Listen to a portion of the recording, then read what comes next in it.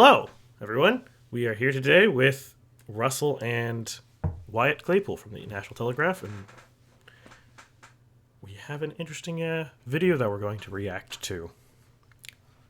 I know I forced you guys to do this because I like seeing really bad political takes, especially when I saw it was about polling. I knew that you had to be involved, Chris. So then I harassed both of you into doing this. But maybe before the video starts, I want to ask both of you one quick question. Does polling matter at all? I wouldn't make my channel if it didn't. Yes. Well, polling definitely matters. It gains the consensus of topics that are relevant to the public. It gains kind of an understanding of where people's loyalties to different topics and different areas lie, and then you can base different things off of the polling data. Absolutely astute. Well, today we were watching a video from a man named JB. I don't actually know what his full name is, but he runs a channel called JB Canadian Politics 101. Only 173 subscribers, but we're not picking on someone small. He has a large TikTok following, and I think that this video not only might frustrate you a bit when it comes to his very odd interpretation of how polling works, but make you a little bit annoyed that young people are actually watching him in great numbers on different political takes he's putting out. I've seen videos of him that have anything on TikTok between 15,000 to over 80,000 views. So as this video goes on, remember that a lot of people are actually listening to this guy. Well, with no further ado, I say let us start the video.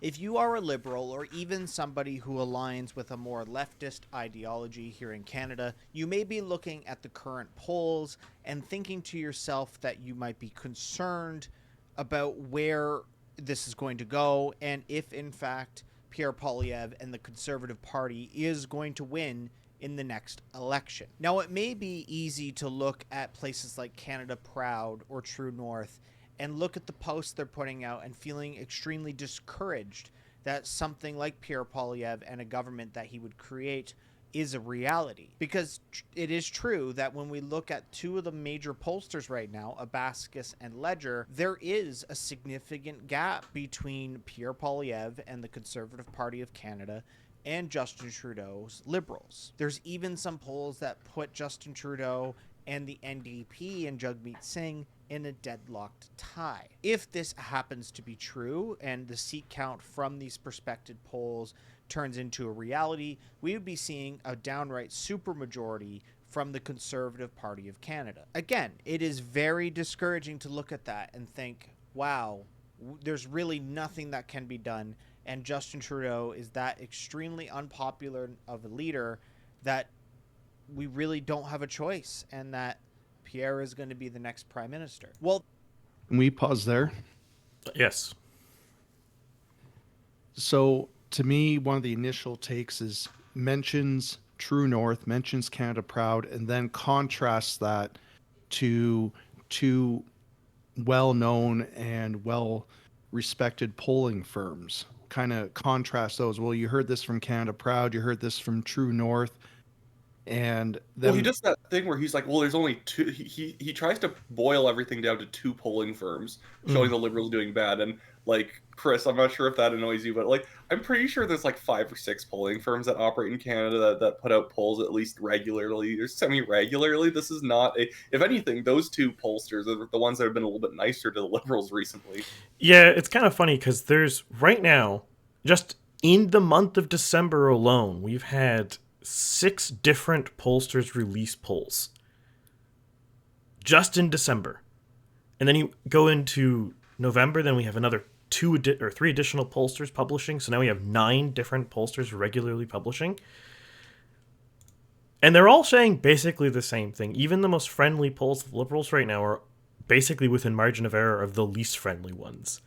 Yeah, and not to react to things outside of the context of this video, but you get a lot of people out there these days who are like they're thinking that there's this big comeback for the Liberals that might happen because there's a poll that came out from Abacus and Nanos that showed that the Conservatives are only ahead by 10 points. I'm like, 10 points is a death rattle of a loss in any other election. I think the Conservatives can even go down to like only 8 points ahead and win a majority, depending on how efficient the vote ends up being in the election.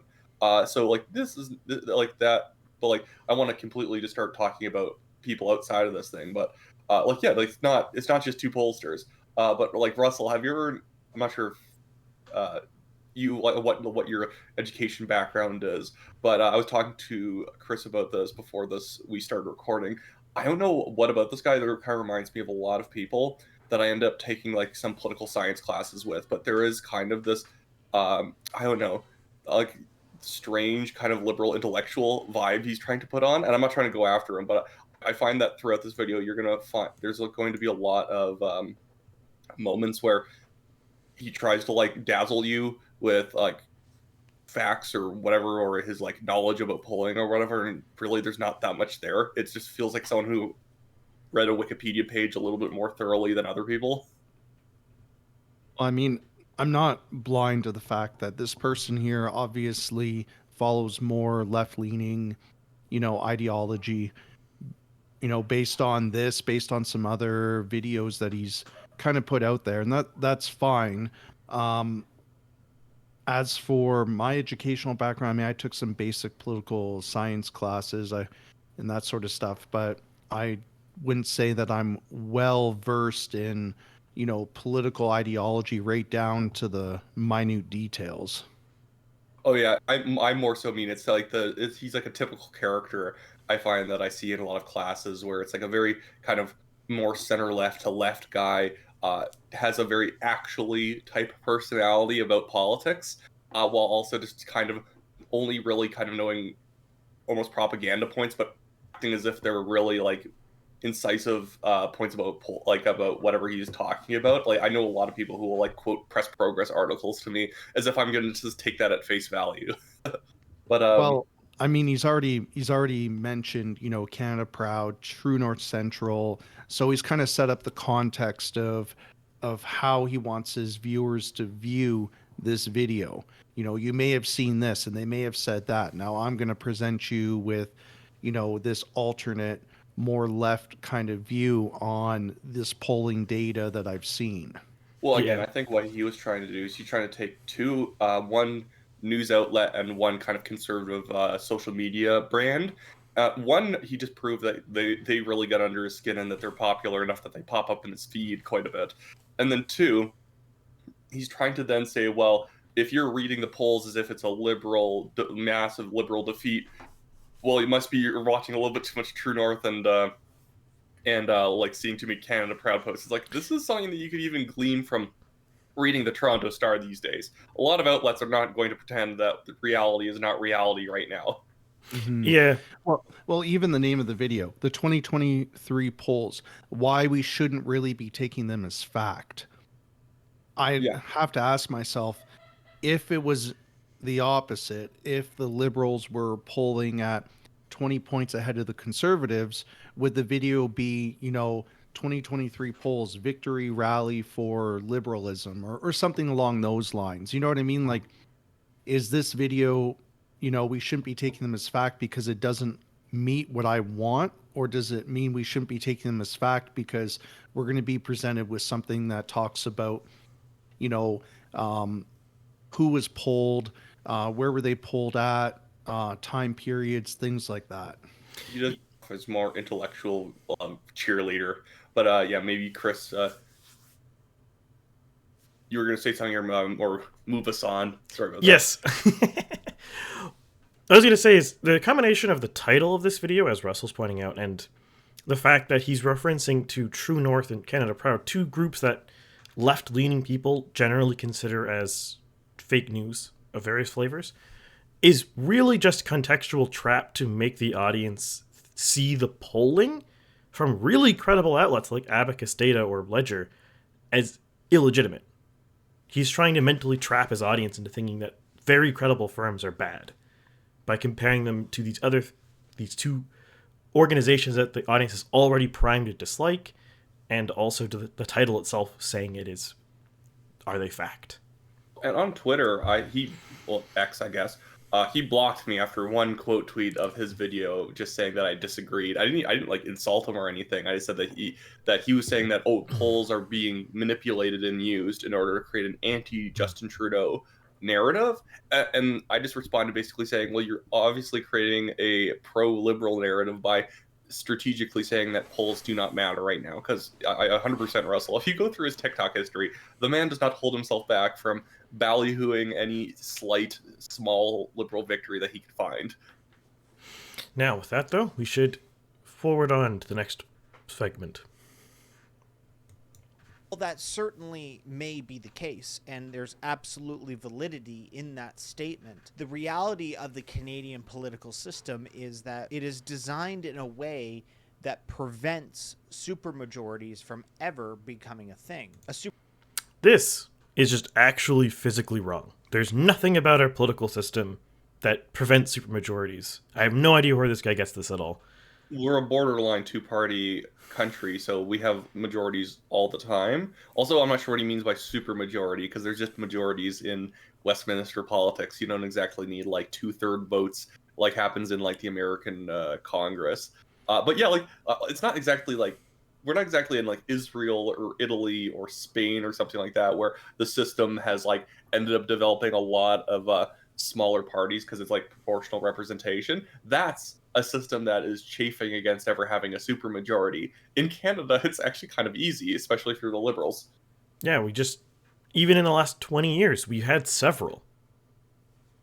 We just had like between 93. It took 13 years after 93 to get a conservative government. That was a minority, but it eventually became a majority after a few election cycles. And like Trudeau started off with a majority government. I think he actually even starts talking about Trudeau's majority government and never really corrects back why somehow Trudeau was so much better than everyone else that he got a majority. Because if he investigated that, he realized there's way more majorities than he thought.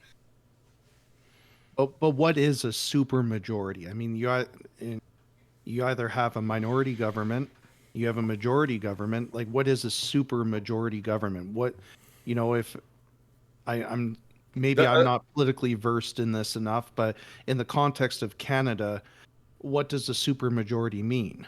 That's what I'm saying, where he feels like a guy in the back of a political science or policy class who like puts up his hand like, well, of course that would be like someone if they were blah blah blah, they would have a supermajority government. And the professor's like, what do you mean by a supermajority government? Like what can a supermajority government have that a majority government doesn't, is what I'm asking. I know, and I think it's because he half remembers things from American politics, and then he's just kind of throwing around those terms when he's talking about Canadian politics. I assume that he watches like Pod Save America or like the Young Turks, and then he kind of like watches a little bit of Canadian stuff, assuming that he can then kind of make Canadian content the way that they make American content. But he's watched too much American stuff to remember how to talk about Canadian politics. Yeah, there's just nothing in our system that cares about more than 50% plus one majority.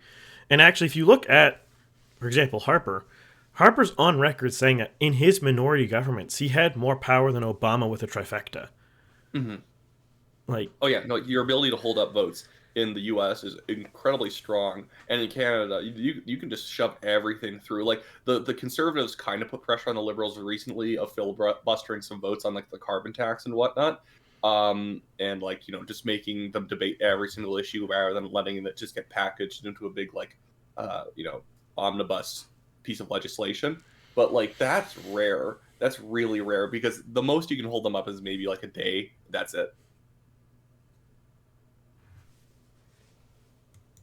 Supermajority, for those who don't know, would be something where all the other parties from second to last place and their seats added together doesn't equal half of that of the Conservative or the winning party in the election. There has been very, very few supermajorities in our Canadian history, and that is by design. The Westminster system that helps create our government doesn't typically allow that to happen. Not that there's any rules that says it can't happen, yeah, there's no rules that it says it can't happen because there's no rules that prevent it from happening. It happens very frequently. I think most of the governments in Canadian history are majorities. I don't know the exact percentage, but it's... Well, I was just thinking from the start of Canadian history to now, it's like John A. Macdonald had multiple majority governments, and then he lost. There was one liberal majority, and then he came back with another majority because there was only like two parties at the time. But then when you get like the Great Depression era and whatnot, like yeah, there's a couple minorities, but usually just turn back into a liberal majority anyways. Maybe he has like a special definition in his head, like a super majority is like when you have like 15, 20 seats over more than what you need, so you can have defections and it doesn't matter. But there's really no defections in Canadian politics, which is a little depressing, but still. Mm. Yep, it's strange, especially in the last 30 years. We've had two Mulroney majorities, arguably super majorities. Craig Chen had three. Then there was two conservative minorities, three liberal minorities, and a liberal and another conservative majority. So we've had more majorities than minorities just in the last 30 years. Yeah, but I think that what he's done here is he's not warping, like intentionally being manipulative, but I think he's in his own mind has warped history because he wants to believe for his more pro-liberal narrative that all is not lost and it's hard to win a majority. So guys, settle back, don't worry about the polling because hey, it's super difficult to win a majority. It is difficult to kind of win a majority if you're not the liberals, but when you're 18 points ahead, it doesn't matter if it's quote unquote difficult. You have way more than you need in order to win that quote unquote super majority. Well, I think you're being a little charitable in a way though, because if you're a diehard leftist and you hear the words super majority, you're probably it invokes a bit of emotion. Oh man, it's not just a majority government. By God, it's a super majority government. He's almost trying to imply that it would be unfair for the Conservatives to get a like super majority government, as if there's something inherently, bad about that. It's against the Canadian institution. So I guarantee when Poilievre becomes prime minister, if he does, this guy will make at least a couple videos about how whatever Poilievre just did was something that a dictator would do. Just by design, it doesn't allow it to happen. Also, when we look at history, Canadians don't really like majority governments, and when there is a majority government in place, they typically do not elect a majority with a strong margin between them and the next party. We do give out majorities from time to time, but majority governments are only a majority by a handful of seats. When we look at 2015, the year that Justin Trudeau became prime minister, he was elected into a majority government after extreme political apathy towards the Conservative Party of Canada and Stephen Harper. So many people didn't want another term of Harper that they ended up voting for the Liberal Party and ultimately denying the NDP from being opposition yet again. But if we remember correctly, going into 2015 and going into that election cycle, the Conservative Party of Canada was ahead in the polls almost up until the last few weeks. It was in the last few weeks that the Liberal Party and Justin Trudeau made that surge to ultimately get to that majority government. The point that I think you can see what he's trying to do here. He's trying to set up the narrative that because Justin Trudeau made this kind of comeback or surge in the 2015 election and then got a majority government through that means that somehow Justin Trudeau could do it again in like 2025. But I think, especially Chris, having studied the polls back then, that's not really exactly what happened in 2015. It wasn't like Harper had a strong lead in the 2015 election or that the NDP was really competitive. Once Jack Layton wasn't the leader, it was kind of just that the NDP was in decline and a certain faction of voters was just thinking of where they were going to go. Or this is at least my reading of the 2015 election. He's right that there's more apathy with conservative voters, but like it wasn't like that Trudeau surged. It was just that naturally everyone kind of went home to the Liberals because Mulcair wasn't exactly inspiring compared to Layton. Yeah. I have to agree. I mean, the Conservative Party, I mean, we talked about this before, Wyatt, Justin Trudeau, he's just not ready. Like the branding and everything that they tried to do for the attack ads. Like the attack ads really were terrible. And I'm going to be honest here. a lot of Canadians, I think even conservatives, were bought by the idea that pot was going to be legalized. And if we remember, I know this has been memory banked quite a bit, the Liberal government promised that they were going to end, they were going to bring in a new style of voting metrics to ensure that there was more, I guess, better representation. They said this will be the last election done first past the post. And then they got in and they realized they got in on the same margins that everyone else did. And they're like, that's a little too risky. And then they Yeah. backed off completely from it. Yeah, they got in on the idea that they have like they have fresh ideas, and Justin Trudeau's a new fresh face for the country and everything like that. But like the polling wasn't like Trudeau was definitely going to lose that election, and then the surge happened, then he won. It was like it was within the realm of possibilities that he was going to win. There's a reason why the Conservatives were jamming as many blah, sorry ads against Trudeau. Yeah, just to bring up the polling here. So this is the polling between 2011 and 2015. At this right extreme here is right when the election's called, like the writ is dropped. And we see that the Liberals are actually dominating most of the time before the writ is dropped and only slightly decline near the writ drop because the NDP grew. And then if we go into the actual campaign period up here, the Liberals just monotonically grew more or less through the entire campaign as the NDP declined. The Conservatives basically stayed the same spot they started at.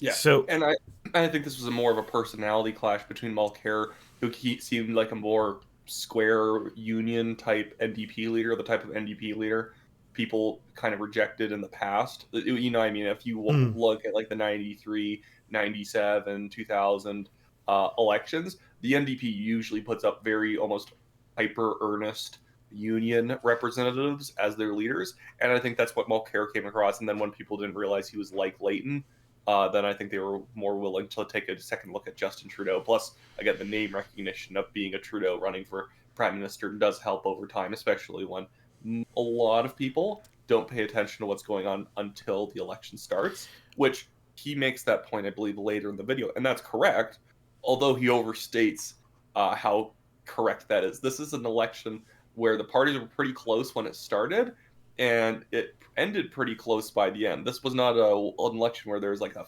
12-point swing in favor of the winner. Yeah, and it's also worth noting, too, because there is a narrative in 2015 that there was a point where the Conservatives were winning, which is right here. But this point, if you actually look at it, what this gap you're saying is that the progressive voters are ditching the NDP and going to the Liberals. So the Conservatives are winning in this period not because they're winning, but because there's indecision among the left. And as soon as the left consolidated, the Conservatives still lost. They were losing at the beginning of the campaign, and they lost at the end of the campaign. No, and even then, when you look at the efficiency of Conservative votes, it's like 1.8, or not 1.8, but like 1.18, 1.2 Conservatives votes is a single Liberal vote, in the sense that you get a lot of wasted votes for the Conservatives. Not like wasted, but you get my point. Mm-hmm. That when you get a lot, when you win 85% of the vote in Battle River Crowfoot, that's making it look like you're doing better in the national polling than you would be if you were like when you're the Liberals and you win seats with like 37% of the vote. That's way more efficient. You get way more value out of each vote you get, where the Conservatives have very low value. So even at that stage, even though at that 30% mark where the Conservatives are at like 32, 33%, the Liberals probably could have still pulled off majority there, because with 39%, they had a massive majority. It was huge. The Liberals could have lost a couple points here and there and still had it. Yep.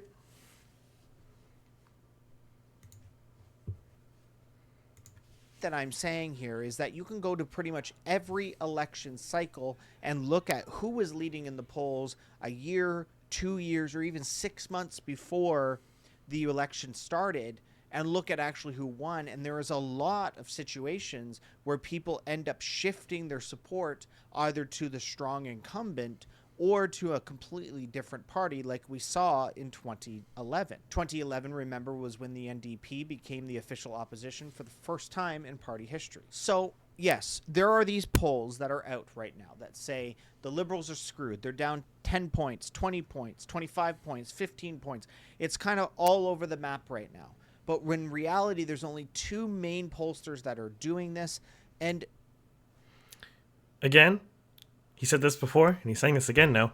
There's not two main pollsters. There's a whole heck of a lot of pollsters. Bringing this here. And he picks two kind of odd ones to highlight. It was like, was it Angus Reid and Abacus? Like everyone, if you're ever thinking of, but when people are trying to think of a biased conservative poll, usually people poke out one like, Main Street if they're trying to pretend like everything's being overblown and they're not polling the right people. And it's worth noting too that recently, innovative research here, also polling a 16-point conservative lead, and this is probably the most biased pollster in Canada towards the Liberals. This is a pollster that in Alberta was polling the Alberta Liberal Party at like 8%. And here's a point to make about pollsters, and this is for people on the right or the left or right and center. Pollsters would go bankrupt if they were trying to be somewhat accurate. There's no such thing as a pollster who's just trying to manipulate public opinion. They sometimes seemingly manipulate public opinion because they poll an issue wrongly. This is why, Chris, you and I both hate issue polling, when they poll people on like, what do you think about the carbon tax, combating climate change, or whatever, and like the wording just influences how people are going to answer it, and then you get dumb consultants who tell parties to take positions based off these polls. But for the most part, the polling isn't inaccurate. You just need to know how to read it. So do we all think here that the Conservatives are going to stay 16 points ahead, 18 points ahead of the Liberals before the next election? No. But you'd also be a bit foolish to pretend that what's going on right now is not reflective of some sort of reality. Yeah. Well, it's kind of romanticized too, this idea of the underdog, right? Justin Trudeau is now the underdog. The evil Conservatives are ahead, but he's going to pull something out of his magic socks, and things are just going to skyrocket for the Liberals. Yeah, and I'm just looking at the polling for the 2000 Canadian election, and I can find you tons of examples like this one I just randomly searched up, where the polls do not, or the voter opinion does not shift in favor of the majority party. Voters kind of just shift towards whatever they like. As simplistic and dumb as that sounds, people will go vote for what they like, and people will tell pollsters that they're going to vote for what they like. This is why the PPC, the PPC is actually the outlier example. They are the party that often doesn't poll where they actually end up, because their people are so hyper engaged that they're willing to pick up the phone. With most parties, you're going to get a pretty representative of the country result if you poll enough and you poll it accurately enough. So in 2000, it was the Liberals way ahead the entire time. Obviously, they still ended up with a majority, and they actually grew their vote from 38.5 to 40.9 by the end. But the Canadian Alliance had a big rally and a big skyrocket of support by the end, because people realized that the PC party under old Joe Clark was not exactly inspiring. But yeah, I don't want to go on about this, but if you can look at any other polls, you're never going to see like this idea that everyone's always kind of going to shift towards the incumbent by the end, or shift towards the guy who they think can beat the incumbent if they don't like them. People just shift towards whatever they like. Yep. Well, and the other thing too, just kind of based on what he said, he kind of makes it seem like that our political system's a lot more erratic than it really is. I think generally most people kind of settle into a political ideology that best suits them in Canada, and then they might do subtle shifts here and there, but it's really not that erratic. It's not like the United States or some of the other places where things can shift very quickly in a very short period of time. I find generally most people are pretty, for the most part, they kind of find what works best for them, and then they stick with that. And then there might be an outlying issue here and there that might kind of defer them, outside their normal voting patterns. But I think most people, once they're an adult in Canada, their voting patterns generally stay pretty much the same. Unless there's a big shock, like a massive economic downturn, or a party has a big split in it, or like there's a big change of leader and like the personality is completely different of a party. But it's like, I know what you mean. American politics, like week to week, the polls can go 5 points up for the Republicans, 3 points up for the Democrats, 1 point up for the Republicans, 7 points up for the Democrats. It's like very, very fast. I will just because I think just say with the U.S. polling, one of the reasons why theirs seem much more erratic is there's much more polarization. So sampling can cause a lot more skews by accident in the U.S. than here. Canada's a lot more homogenous politically speaking than the U.S. is. For example, if you go to Mississippi and you poll 1,000 adults, if you're not very careful and you get slightly too many black people in your quota or slightly too many white people in your quota, your poll's going to be wildly different because the racial polarization in Mississippi is so high. And it does happen a little bit in Canada, but it's like why if some polls are off, you can tell if some firms often get too many urban voters when they're polling different provinces. This is where the Liberal Party in Alberta can sometimes pop up 5, 7, 8%. One, there is this sort of person who doesn't remember what the difference between provincial and federal politics, so they vote Liberal in all the polls, but then they realize on election day they're probably going to vote NDP or UCP because they didn't realize those are the only two options. At the same time, that often they get boosted as well because if there's too much of a Calgary sample size in an Alberta provincial poll, you're going to get way more people who actually do indeed vote Liberal if it's available. But it's just not realistic when you don't take into account the rest of the country. That's where the polling in Alberta was like way closer than it should have been. Not that no one messed up. It's just how it works. A lot of people who do manual labor work out in rural areas are not going to pick up a phone and talk to you for 10 minutes about who they're going to vote for. But we saw a lot of polls where the NDP was ahead by 2, or the UCP was only ahead by 1, or the UCP was ahead by 4. End up with like the UCP won like by 8%. It was just super close based on Calgary.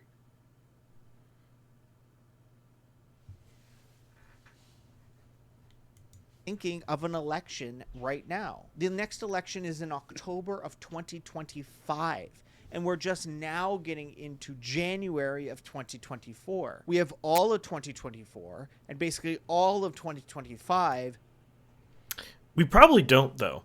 I don't think there's going to be an election necessarily soon, but it definitely won't be October 2025 because Singh will definitely pull the plug before then, just as a show of independence. No, I agree he might not, maybe, but the thing is that it would be a foolish move for him to not trigger the election and then take responsibility for it. Because if anything, attention for like a minor party leader, like saying that he was the one who pulled the plug, would give him a lot outsized attention on a debate stage, though, where people actually want to hear what he has to say, even though he could have pulled the plug way sooner. I do agree with him, though, JB, on this one, that yeah, there's no election for 2025.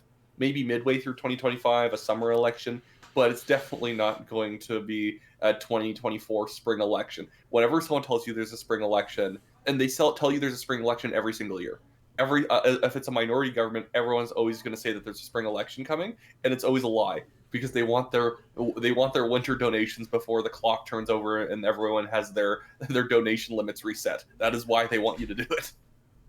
Well, and I am going to give him a little bit of credit here. I mean, he is right if everything falls within our established guidelines for elections. We do have over a year to see how many more scandals and how much more corruption we can uncover before the next election comes around. So, I mean, at this point, what I'm seeing is that it very much looks like it's the Conservative Party's election to lose, if you know what I mean. Like they're pulling ahead. They're forcing the Liberal government already to take stances on issues that they hadn't before. We all remember housing's not a federal issue. Now all the government can talk about now is how they're helping with housing and giving taxpayer money, as a federal to provincial pipeline for housing and things like that. And so already the Conservative Party is influencing the Liberal Party's policies. And so really, I mean, if the Conservative Party continues where they're at, I do figure that they'll most likely win the next election. But again, it's, in my opinion, it's theirs to lose at this point. And with the Liberals, I mean, who knows what new scandals are going to arise between now and next year that's going to continue to tank them. Yeah, all we know is it's at least going to be 5. But no, but that's a good point, because with the Liberals, the fact that they're actually sort of pivoting on different policy issues or policy areas, specifically on things that Polyev and the Conservatives are talking about a lot, makes you realize, or not makes you realize, but it indicates that the Liberals know that the polling's real because they are reacting to what the polling is telling them. If they were not reacting to what the polling was telling them, maybe you could get away with the idea that the Liberals think that they're actually doing far better than they are. But like, every party is going to take the polling seriously, because you'd be a fool to say, hey, it's 2 years out, things change. Sure, things change. Things change usually because parties do things to try and make them change. But it's just this idea that somehow if you can look at the correlation between time and polling and say, oh, well, things change over time, so ergo things just naturally change over time. Like, they do not. They do not. You have to work hard to make them change. That's why they keep trying to promote Sean Fraser as the housing minister, because they're trying to make it seem like we have like way more competent leadership in the housing department, and we're going to be building tons and tons of houses. Like, I don't think they're actually going to do it, obviously, but there's a reason why they're pumping up their whole housing agenda now, and they've never cared about it before. Yeah, I think it's best to understand political opinions of the populace in the same way that you understand something sliding on ice. If you push it, it will just keep moving on ice. If you don't do anything, nothing is going to change. So if the trend right now is the Conservatives are gaining and the Liberals are losing, if the Liberals do nothing, that trend continues forever. But obviously, kind of the Liberals will do something because they're not stupid. And that's why we saw Stephen Harper lose in 2015, is that just all the advertising, all the political messaging, what felt sluggish. It felt like we're going to lose inevitably, but don't vote for the other guys because they're not that great. And it's like that was an election to lose, and they effectively had dug themselves into the hole of assuming that maybe we can pull it off if we stay at 34%, which was just never going to happen.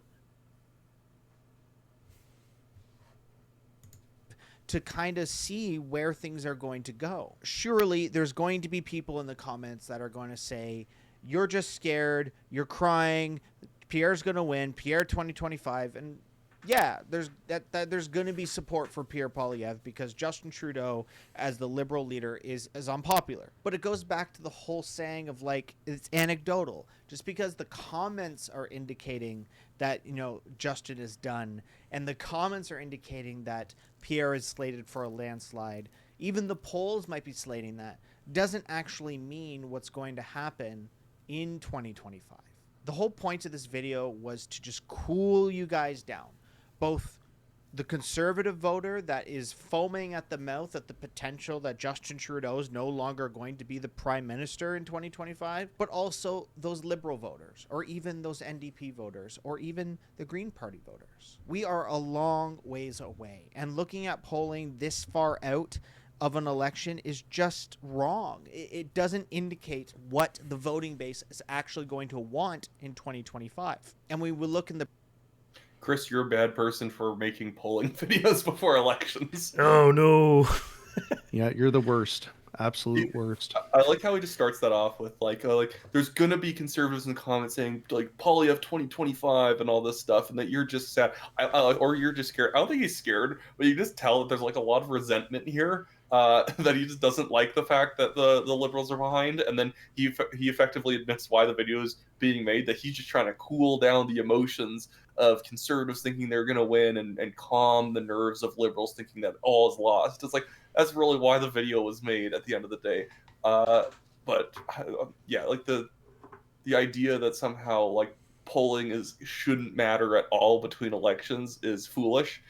There's a reason the industry exists. And again, not to sound just pretentiously simplistic, but people do things for a reason, and pollsters are polling between elections for a reason. It's because people want to know those numbers. Well, this thing people fundamentally don't understand about pollsters, like, for example, let's pick Abacus Data. Why does Abacus Data publish polls for Canadian elections? They don't do it because it's fun. They don't do it because it's neat or cool. They do it because they sell a service, and that service is market research.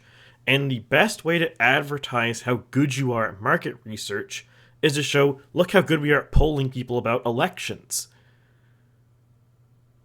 intrinsically want to be good at polling for elections because that's how they advertise their actual business.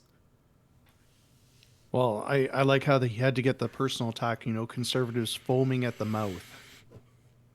I haven't really seen very many conservatives foaming at the mouth. I think people are just tired. They're just tired of all the scandals and all the mismanagement and things not being handled appropriately. I don't think it's a very, saying that conservatives are foaming at the mouth. That's a very populist style take, right? Like conservatives are populists, where, it kind of blends in with I think he proved that he doesn't actually understand why people do things.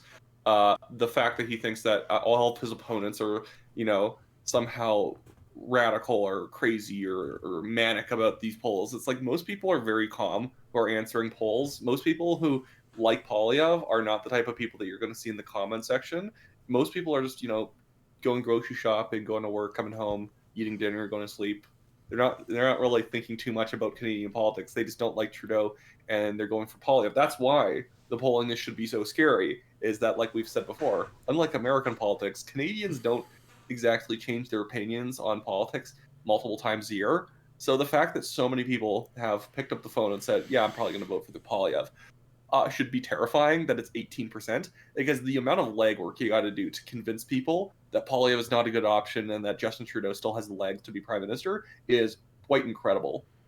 Because he brought up the comment section, I do want to bring up these two comments that were there because I found them kind of ridiculous, and I think that Chris knows what I'm going to be talking about.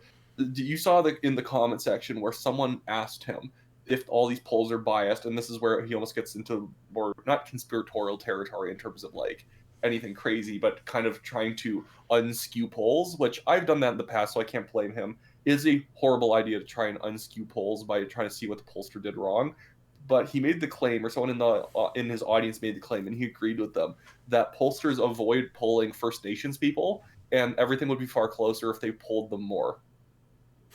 Wow, that's certainly a take. That's for sure. I didn't know that. I didn't know that pollsters had a blacklist for First Nations people. That's quite the take. The other funny thing about that, too, I mentioned this, I think, the other day to Wyatt, but a couple pollsters, such as Angus Reid or Main Street, do poll data by racial background. And when that's done, time and again for the last about year, it's not always been this case, but the last year or so, First Nations groups vote to the right of white people. So if they're not being polled, according to this person in the comment, that would actually be disadvantaging the Conservatives. Because all the polls that do actually publish the data for First Nations groups says they vote to the right of whites. And it's because they're majority rural voters. And so what you get with a lot of Indigenous people is that they're either voting in very deep blue areas, or they're voting in like a northern Manitoba riding, which is actually very orange for, different reasons. But I don't know why they think that there's like this, and I think it's just a blind spot. They think that there's this kind of like big population of progressive First Nation voters living in like downtown Calgary who could swing a bunch of seats. It's like, it's just really not how it works. A lot of people tend to group around very specific regions of the country, and usually they're not that big of a population to begin with outside of like a few different groups. Indian people can swing ridings. Obviously, white people, but white people don't really vote as like a block. Obviously, there's a couple other demographics. The French, obviously, like French nationalists can swing ridings. But for the most part, you don't say like Koreans are going to swing a riding, or like, Chinese Canadians are going to swing a riding. A couple, maybe in Toronto, but most of these demographic groups, the polling, other than that, you can kind of tell where they might lean a little bit more.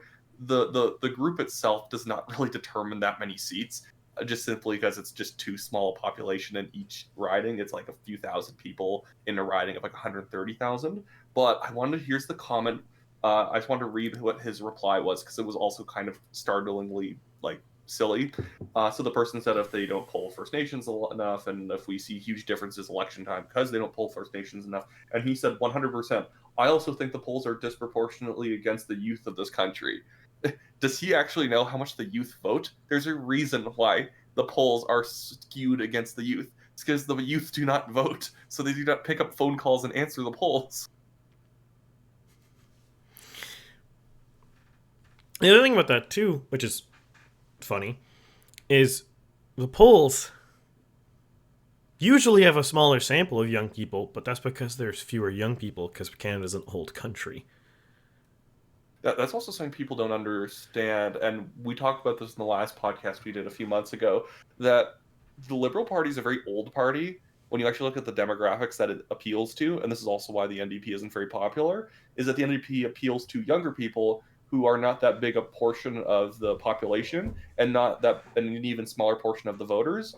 But the Liberal Party is very much a 65 plus party, which I don't think people like JB understand. This is also why, to a certain extent, it's actually very dangerous that the Liberals are down in the polls. Because if you're an older voter and you're willing to switch your party, it's probably that you're not going to be switching back because you've been pretty diehard with whatever party you've been picking. So the fact that the Liberals are now losing the 65 plus crowd is deeply concerning. It would be like if the NDP started coming in third with very young people, because usually it's Conservatives right now because they're so far ahead. Conservatives with young people first, then NDP, then Liberals.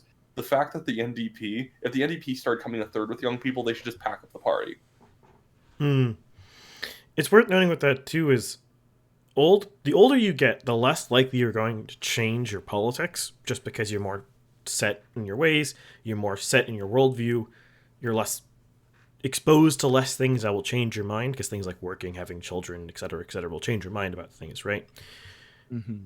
So the older you get, the less new events are happening in your life that might change your mind on things. So if the fact that the old people in the country are starting to change their minds quite dramatically is actually a really bad sign as for the Liberals. Yeah.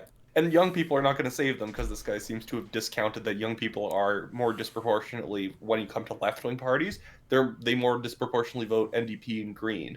Not that Greens poll higher than the Liberals with young people, but considering what the Greens usually can pull off nationally, they do far better with young voters. So there's not that much room to grow for the Liberal Party with young voters because it's a party with a platform that very much is geared towards pensioners and people who are worried about benefits and services. The NDP also has a lot of benefits and services, but it tends to be much more, youth-oriented services that, help people out when they need money at the start of their lives, not people who have had, their own dental insurance plan for 40 years and they don't care about universal dental.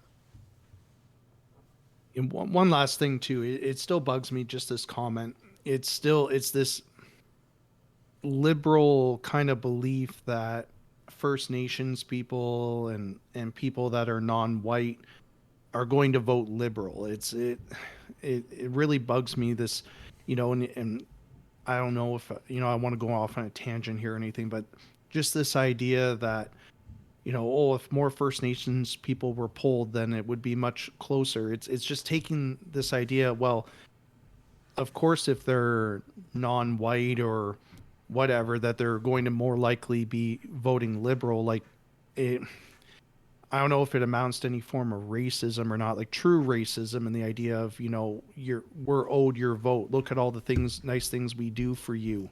And that, I don't want to go off on a tangent. It bugs me when I hear stuff like that. I think it's just he just watches way too much American politics, so he thinks that the dynamics work the same. Where obviously black voters in the U.S. are very disproportionately Democrat voters, and then it gets a little bit more divided with white voters, and then Latino voters are actually far more divided. But that's basically what he's trying to import to Canada, is assuming that, well, it's a minority voter, so they must vote more left. It's really not how it works. Once you move to a different country with different dynamics, with a different mix of ethnic backgrounds, we're very much I would say that Canadian politics, when it comes to minority politics, is very much community oriented. There's a reason why certain ridings can swing between the NDP, Liberals, and Conservatives just based on who's running for them. That's very much Northeast Calgary type of politics. Even I was showing this to Chris yesterday. None of it moves a lot. I know it's like Nunavut or whatever. I'm just terrible at pronouncing things. None of it moves around a lot of who they'll vote for over the past 30 years because it really depends on who's running for them. And that's where a lot of First Nation politics kind of takes place. But it tends to be leaning more conservative because it's in rural areas. So if you're a community leader who was like respectable, who wants to win, you're going to run for the Conservatives, because most white rural people will usually vote Conservative.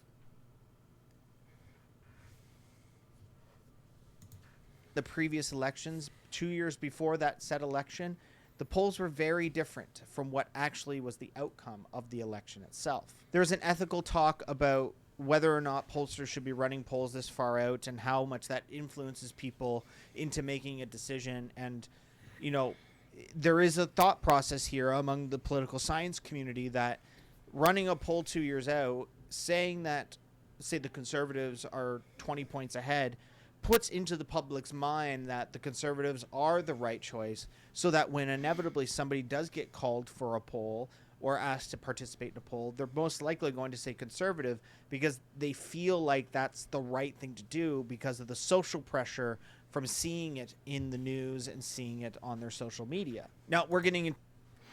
So, Oh man, that's a lot of speculation right there. I mean, the ethical question about doing polls 2 years out. I mean, we're number one, we're in a free country. We can poll whoever we want whenever we want. I could run a Twitter poll right now. And you know, if a Twitter poll from that I do on Twitter influences people, I mean, then that's up to them. It's just so nonsensical, this idea that, you know, I've been a diehard leftist, let's say, my entire life. You know, I got the blue hair, I got the nose ring, and that, and all of a sudden I see conservatives are voting, you know, polling so well, and I'm like, well, you know, the social pressure, because, you know, everyone can see who I vote for in the voting booth, and that is just made it so I have to vote conservative now. Like, it's such a nonsensical argument that the idea that polling is going to single-handedly change people's minds. This is now when I'm going to accuse him of being, you know, desperate and crying, because that is very much like, really, you're going to ban people from doing polls? Again, it's this idea that it's kind of insulting. One, dude, you're not part of the political science community. Stop it. And then two, people are not that easily influenced, but it's this very condescending idea that, well, people would be voting for the party I'd want them to vote for if there wasn't these, you know, this pesky independent media and polling companies doing their shenanigans. It's like, no, people, again, like I've said multiple times, not to sound too pedantic, people do things for a reason, and people are voting conservatives in these polls for a reason. But the idea is now that somehow people are being emotionally swept up in the different party choices. Yes, people will look at polling and see that, hey, the PPC is only at 3%, I'm not going to vote for them. But they fell from 5% in the election to 3 for a reason in the first place, and they'll probably keep falling further because of that. But polling only exacerbates what momentum is already there. People don't just, you know, make decisions based on polls. It almost becomes a poll, like the argument where it's polling all the way down. Like, everyone just does stuff because of polls, even though that people are required to do things for the polls to actually reflect public opinion for them to influence people. yeah, what he's doing here is he's taking this. I'm not a fan of it, but this speculative thing that is actually a thing people discuss about called the bandwagoning effect. But in all instances of people actually meaningfully, realistically discussing the bandwagoning effect, it's like the scale of like a day or two, not years. A poll today is not going to influence someone in October 2025. Maybe the poll on October 20th might influence you on October 21st, but not 5 years or 2 years out. And even then, I think it's a bit. I don't really buy into the bandwagon effect because, in my experience, most people don't actually look at polls. It's pretty much just the people who watch this podcast who look at polls. Oh yeah, it's politically engaged people who are not going to be changing their opinions. That's actually where I know I don't think I've talked about this in other video, like the other podcast with you, Chris. But like the thing that happened, like I've talked to PPC organizers for that party, like literal regional directors, people who are the ones who organize volunteers, and this really demonstrates the kind of mentality that people who are really politically obsessed can have. Is that they say they don't door knock because they've never had their mind changed to a door. And it's because these people who are very politically engaged don't understand how the regular person actually comes to political decisions.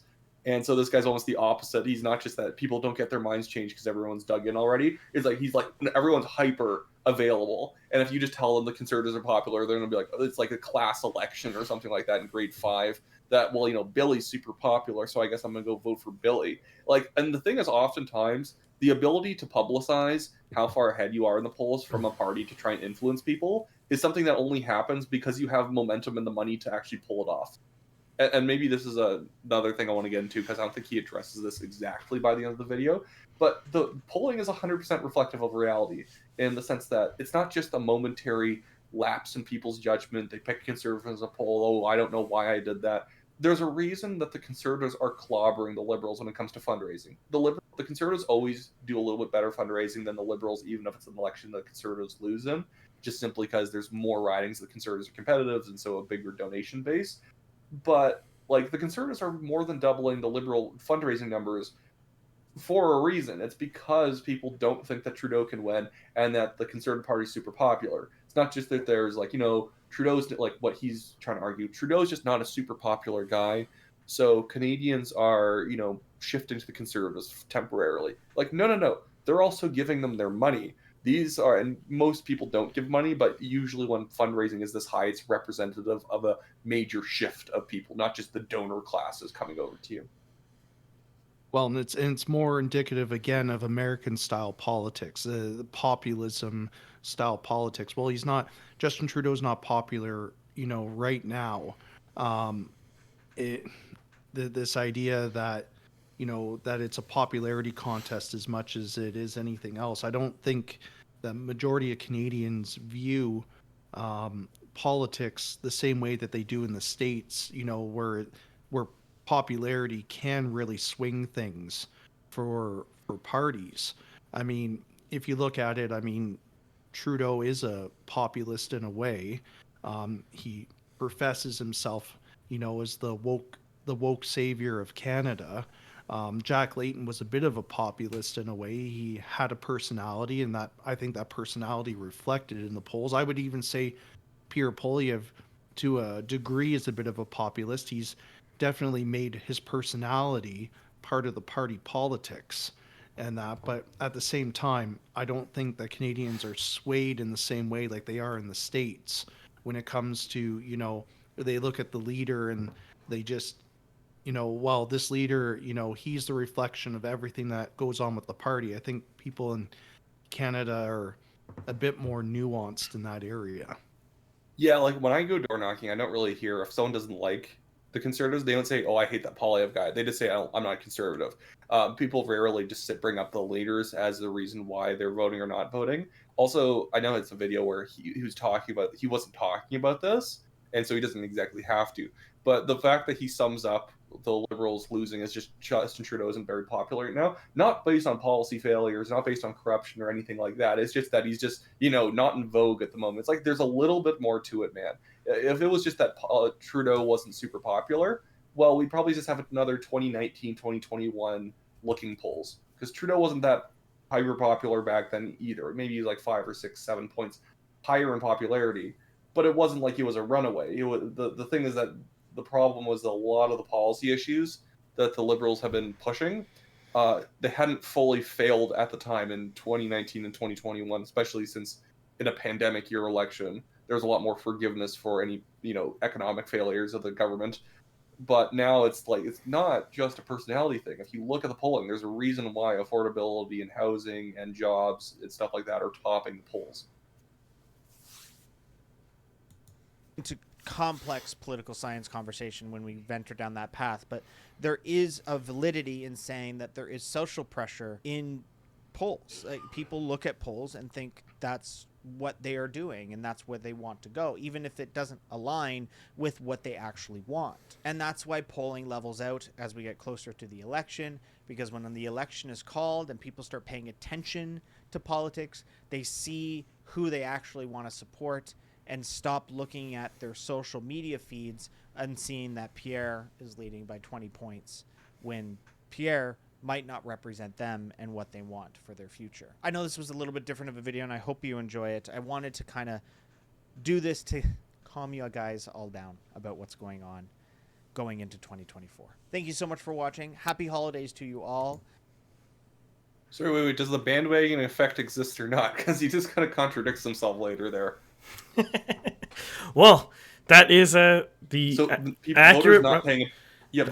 Voters not paying attention will pick conservatives because of how far ahead they are. But voters paying attention will stop picking conservatives as heavily. It's like, well, so how are they following the bandwagon if no one's paying attention? It's kind of ironic, that's not 100% but what he's saying, but still.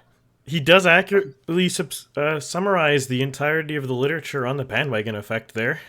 Does it exist? Does it not exist? I don't know. Yeah. That's basically what the...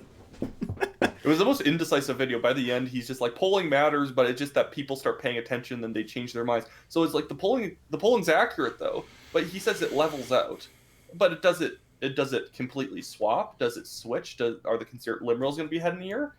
Unless something crazy happens, probably not. And it's just how polling works is that it's an indicator of where people are at the moment. And the fact that it levels out just means that more parties are probably putting out, not in a negative way, but they're putting out more propaganda. They're trying to win people over. So it just really demonstrates that spending has increased on the election and getting people sort of locked down into who they're going to vote for. Whereas right now the polling is indicating that if there was just the vote happened today, this is probably what would happen. Obviously, marketing is going to change that. But I don't see how he would be confident that it's going to switch back to what it was, considering what the fundraising numbers look like, because the conservatives can outspend the liberals all day long right now. It's not, and again, it's just like when you think about his perspective on historical elections, it's just not how it works. Most elections do not work the way he described them. Supermajorities, quote unquote, happen actually all the time. It's almost a rarity in the past 30 years that we haven't had even more than we have in the past. And it's just been a consequence of the conservatives splitting between the PCs and the Reform for a while. Yeah, and the other thing I'll note with that too is the quote-unquote leveling off effect he mentions isn't really a leveling off effect. It's just voters becoming more honest with their actual vote intention. Because there's a certain amount of voters who like to think that they are more open to voting other parties than they actually are. So in between elections, they say, I'm undecided in the poll. And then during the actual election, they're like, nah, I'm going to vote Liberal again. Or nah, I'm going to vote Conservative again. Nah, I'm going to vote NDP again. And then they're voting NDP again. Or they're voting Conservative again. So they're not undecided anymore. So that causes a slight skew in polls between election day and in between elections, like right now. But it's not large. Like, we're talking maybe like 1, 2, maybe 3% at most.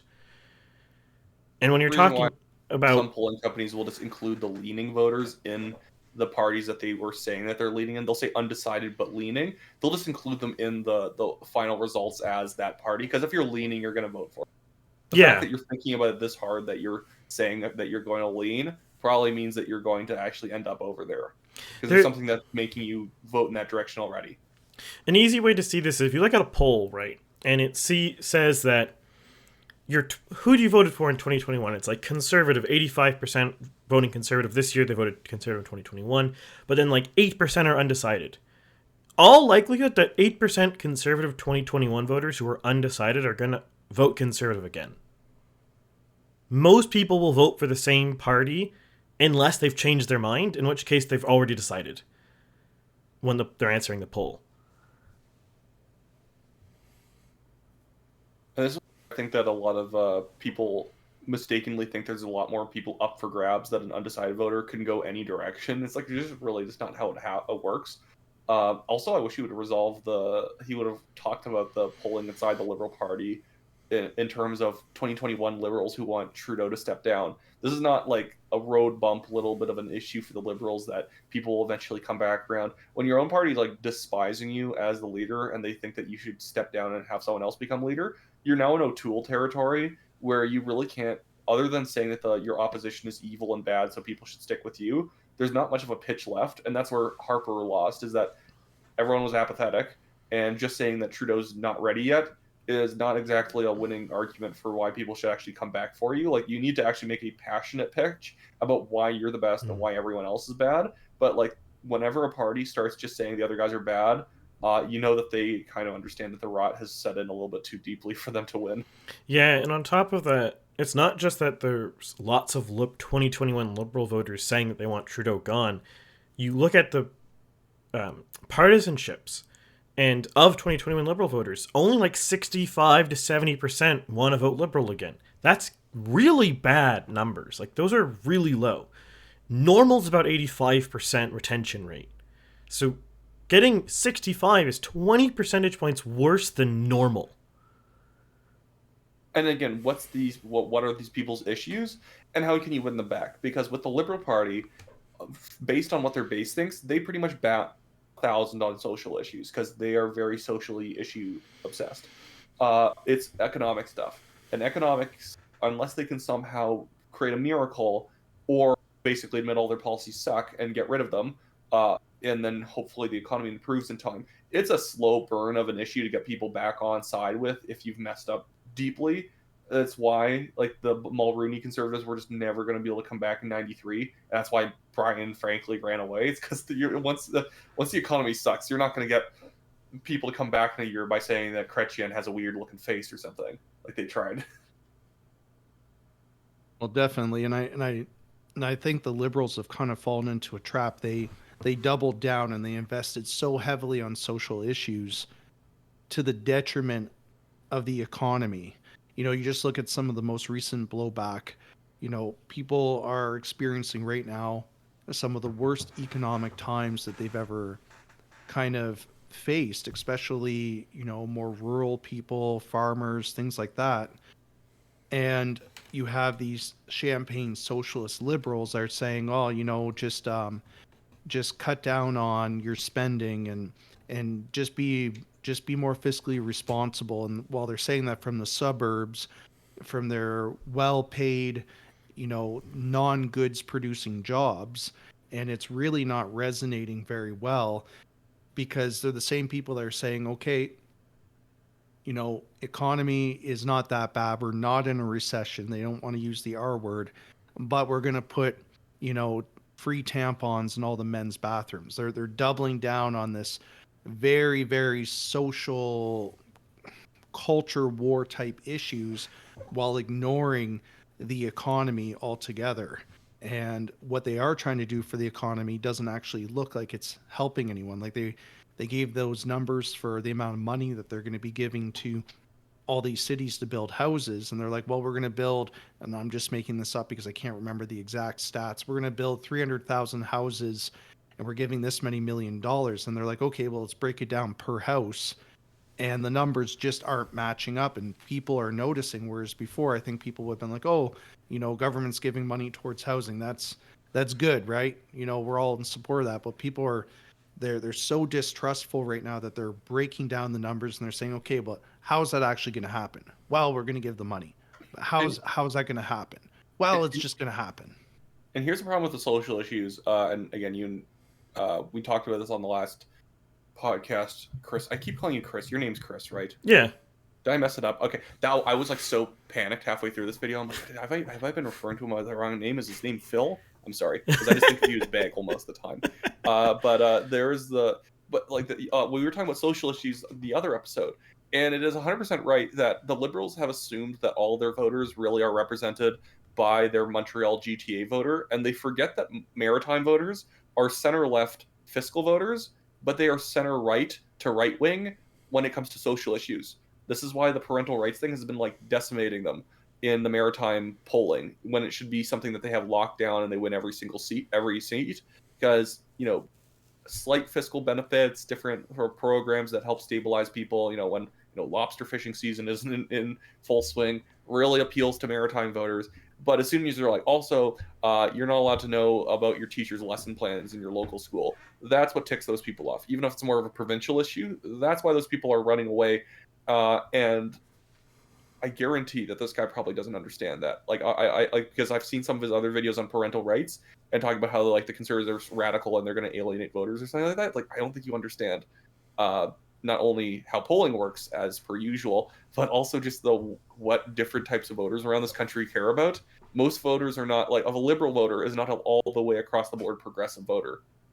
And same thing with the NDP. That's why the NDP has failed, in my opinion, over the past few years. It's because they don't understand that their base is unionized workers, whereas they've very much swung towards progressive university town young people. Yeah, people. I've honestly, this is political consultants more than anything else, but a lot of people think that voting behaviors of people is really simple, and it's not. People are really complicated, and will vote for things for very, if you talk to them enough, logical but esoteric reasons. Someone might be die-hard progressive, die-hard fiscally left, but will vote for Poilievre because of one niche issue that you never heard of. Or the opposite. It's really finicky and really specific, and most of the time it boils down to niche economic issues is what drives most people to vote for somebody. Niche social issues are useful in certain situations, but they're generally not as impactful because more people care about economics than they care about social issues. Well, yeah. I look at it this way. 2015, I still believe one of the main reasons why Trudeau got in 2015 was legalization of marijuana. It was so readily available in Canada. So many people on all sides of the political spectrum consume it. And people are just saying it's just time to just make it happen. So then they legalize marijuana, and then they impose all this regulatory framework on it that completely made people pissed off anyways, because, you know, yeah, you legalized it, but then you regulated it to the point that people weren't happy with the way that it was regulated. And so then they lost all those people. So they gained all this support for legalizing the substance that majority of Canadians, I don't know if majority, but a good portion of Canadians on all sides of the political spectrum partake in. But then they had to go and they had to regulate it in a way that then upset all those people that they had originally gained support from, just based on, from what I've talked to people, just based on, you know, how there's very little real competition because of it. The regulations around production, the regulations around the amount that someone can buy and the amount that, you know, can be in, you know, edibles and stuff like that. People were like, well, that doesn't eliminate the black market whatsoever, because people can still go online and they can buy gray market marijuana. You know, they can buy a candy bar that has 500 milligrams of THC in it. Whereas if they go to the corner store, they can only get, you know, for one, I don't know, package of gummy bears or whatever there, they can only get 10 milligrams in total.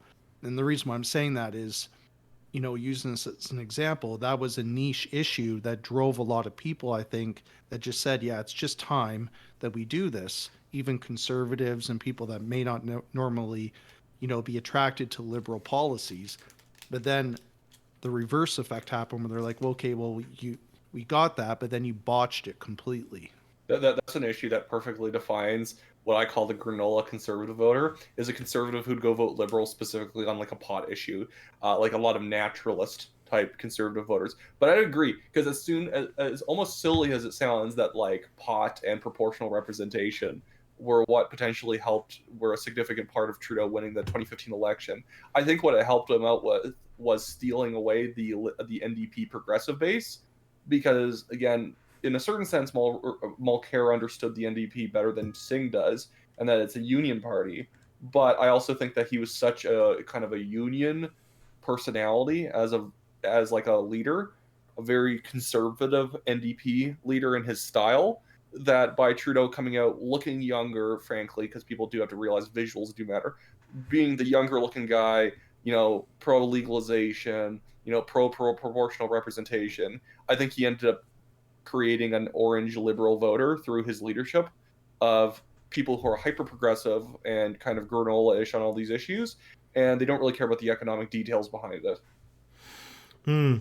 We almost have an interesting inverse example of that going on right now, which is, if you recall way back to March, Poilievre announced his ceiling reform policy, and as I basically increase the ceiling quotas.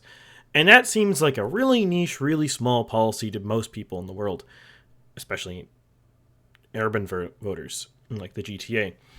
But where that really sells amazingly well, rural Newfoundland. And lo and behold, he's polling in a position in rural Newfoundland, and he's going to win all of it right now. You do have to remind me what the ceiling thing is. Oh, well, the TLDR of that is the Liberals, under pressure from the EU and environmental groups, has restricted the sealing quota, so seal hunters can only hunt so many seals now. Oh, I was thinking like ceilings of people's houses. Like, is this a housing thing? No, Is there, no, like, no, some no. like big thatched roofs out in Newfoundland. Okay, ceiling quota. Fair enough. Yeah, yeah. And the seals population is exploding in the Gulf of St. Lawrence, and the seals eat the fish, which is really competing with fishermen, and it's also hurting the livelihood of seal farmer or seal hunters because they can't hunt as many seals. And this is all because of the baby seal clubbing thing, which is not actually a thing. No one kills baby seals in Canada. It's not been legal for 40 years. But Wyatt announced a policy in March that he was going to raise the quota to better control the seal population, and pointing to countries like Norway, which already does this. And the goal and the hope of his policy is to revitalize the St. Lawrence or Gulf of St. Lawrence fish stocks to make the fishery more productive there, because Norwegian fisheries, where they really heavily control seal populations, have like 3 times the fish production per square kilometer of ocean that we do, and we have a very similar climate with very similar fish types. And this plays really well in rural Newfoundland and, to a lesser extent, northern Nova Scotia and PEI, because fishing in the Gulf of St. Lawrence is a very large part of the rural economy, and seal hunting is also a very large part of the rural economy. I guess you could also compare that to like if you probably announced handgun, like you were in favor of handgun hunting, allow people to use handguns for like sport shooting and stuff like that, and like hunting. You probably would win Yukon, Northwest Territories, and Nunavut, just simply because that's like an actual big issue of like safety. Of if you're ever out in the brush, you definitely should have like a large magnum with you. Mm. But that's actually technically illegal to be able to hunt with handguns.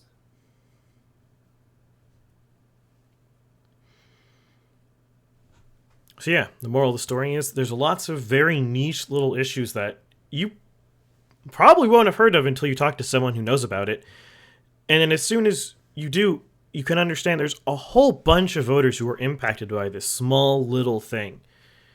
And what the Conservatives have been really good at recently, which is why they're polling so well, is they're seeing those things and they're doing them. And the Liberals are just, as Russell was pointing out, doubling, tripling, quadrupling down on social issues. The thing you end up getting with certain people, like this guy, probably would mock Polyev for his Bitcoin stuff early on his leadership, but that probably won him like 50,000 voters at least who own Bitcoin in this country, who will only vote based on Bitcoin. Because if you've ever met a Bitcoin person, they eat, sleep, and breathe Bitcoin. That is all they talk about, which makes you want to tell them to shut up. But they will vote for you if you say anything good about Bitcoin. They're nice, but you know what I mean. Like it's like anyone who gets very obsessed with some new technology. Yeah, but maybe that's a good stopping point for this podcast. I'd love to come back and do another video from him, because it's almost through hearing someone who doesn't know what they're talking about, I find that people can learn more about how things actually work. So I might even want to do a C11 TikTok video later. It's in the vertical style, so it's a little bit harder to do. But his understanding of politics is very strange, and I think it really demonstrates that university education, like how kind of shallow university educations can be in politics. Because I've gone through an undergrad in policy, and now I'm almost done my master's in public policy, and I can tell you through sitting through a lot of these classes, the people that I'm in class with, and even some of the professors, have a very, very bubble-esque understanding of politics, and it's very determined on where they grew up. And yet they teach classes, or they are, paying tens of thousands of dollars to get a prestigious degree, and they still come up with things like, well, stigmatizing homelessness is the biggest problem with homelessness, and we have to destigmatize it before we can solve it. Well, I just want to say thank you, Wyatt and Chris, for inviting me on. I've never done a reaction video before, so this was a lot of fun, and thanks for having me on. Yeah. Maybe what's your podcast so people can look it up? We'll also link it in the description, probably on Chris's channel if he is so inclined. I have a podcast, the Canadian Conservative Podcast, and I also do Substack. I've been posting a lot to Substack recently. The podcast is on a bit of a hold right now, just while I get unpacked and unmoved. But I'll be back to making content in 2024. Fantastic. Yeah. So let me know in the comments below on YouTube, and I guess Russell can cut this out when I give you the audio for it. But let me know in the comments below what you guys think of the podcast, and make sure you do all your basic YouTube things. Both that. Signing out.